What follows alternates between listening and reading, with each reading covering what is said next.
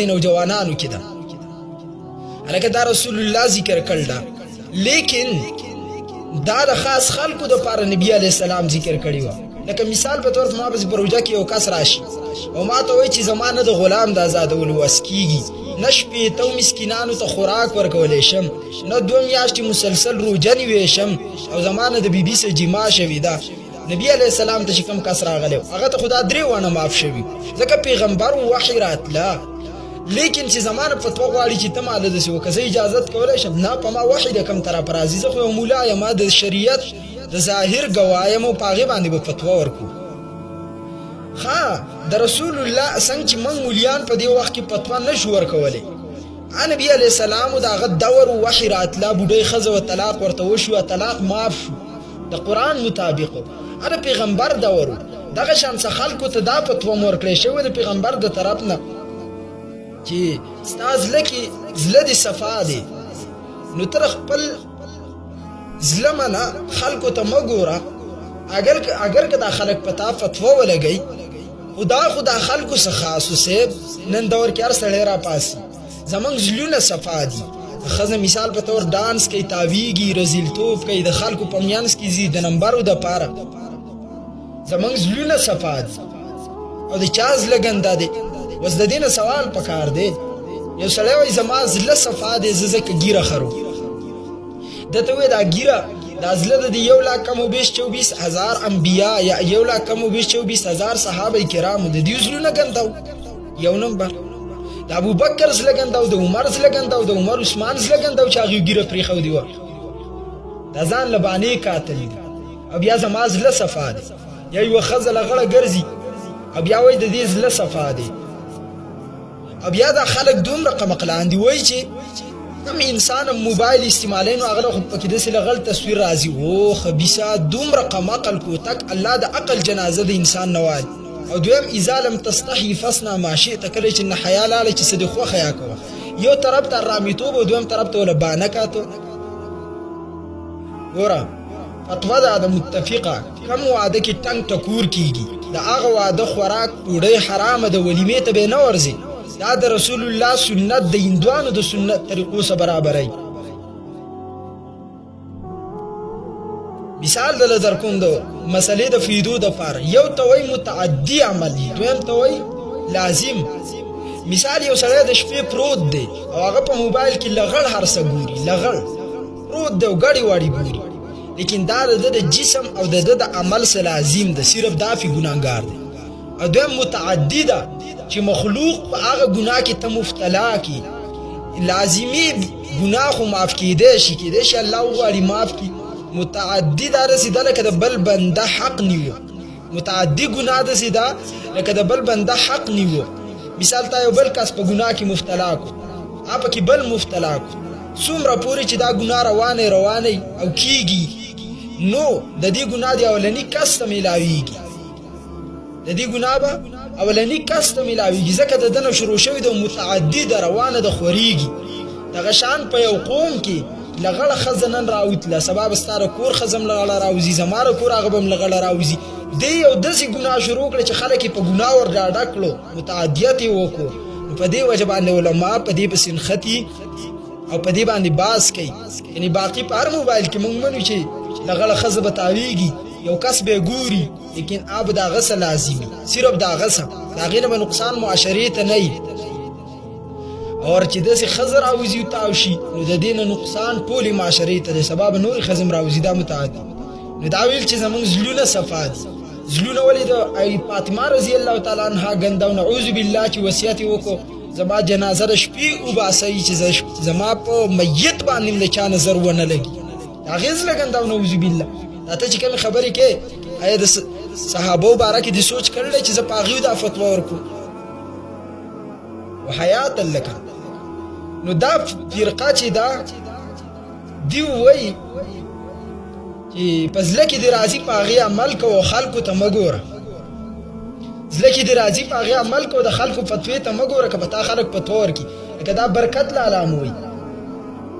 خلکو ته مه ګوره دیو اصل کې د جبریه او د دې فرقې نه دي د دې جهنمیانو نه په چا باندې چې اویاو انبیاو لعنت ویل اویاو انبیاو او حیا چې د ټول انبیاو په شریعت کې ده. نن زه ګورم چې دا فرقه واپس را روانه ده. خلک وایي کنه په ظاهر لګیا یي فرقه واریت ختم، اصل کې فرقه دی راو باسي، لکه نن دا فرقه را روانه ده چې خلکو ته مګوره پزله کې د سر ازي هغه کوه، خلکو ته مګوره او پزله کې د سر ازي هغه کوه، ستاسو له خو صفا دي. دا فرقه ده د مرجئه او حضرات جبريه نه دیو دې ته وایي سابقیه فرقه په دې کې. بل حبیه دی وایي من شربا کأس محبت الله تعالی سقطت عنه عبادة الارکان. دا به کې سره آشنا شینی وایي چې د الله د محبت پیاله وسکه، لکه دا خلک وایي زمونږ په زړه کې الله دی او الله مونږ ته نږدې دی، نو د دن عبادت چې دی لرې کېږي. زه مونځ نه کومه، جنت چې دی د الله په رحم دی. دا فرقه نن تاسو په دې عوامو کې ګورئ، په دې عامو خلکو کې دا د غلطو فرقو والا راوتي دي. عبادت تی لري شهاد نه څه مطلب او زه خلکو زلونه ساتم او زه یتیمانان ساتم او دا قسمه قیسې کوي که نه.